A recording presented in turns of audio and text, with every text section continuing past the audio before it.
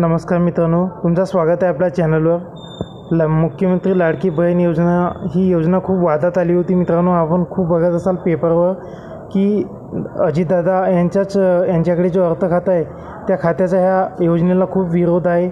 आपल्या गव्हर्नमेंटकडे पैसे नाही याच्यामुळे ह्या योजनेला खूप विरोध केला आहे असं पेपरमध्ये खूप येत होतं मित्रांनो। पण स्वतः अजितदादांनी ट्विट करून खुलासा केला आहे मित्रांनो की महाराष्ट्राच्या उपमुख्यमंत्री असल्याने 24-25च्या अतिरिक्त अर्थसंकल्पात सादर केलेली आहे आणि चालू आर्थिक वर्षात योजनेसाठी आवश्यक एकूण 35,000 कोटी रुपयाच्या संपूर्ण एकरकमी तरतूद यावर्षीच्या अर्थसंकल्पात केली आहे। त्यामुळे या योजनेसाठी पैसा कुठून आणणार हा प्रश्नच उद्भवत नाही आणि महाराष्ट्रासारख्या आर्थिक उत्पन्न असलेल्या राज्याला एवढी रक्कम करणे सहज शक्य आहे असं अजितदादांनी आपल्या ट्विटद्वारे कळवले आहे मित्रांनो।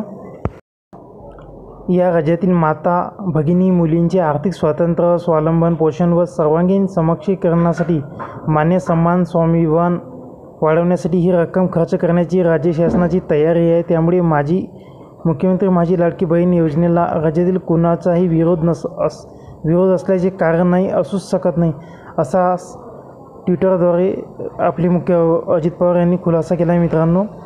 त्याच्यामुळे काळजी करण्याची काहीही गरज नाही।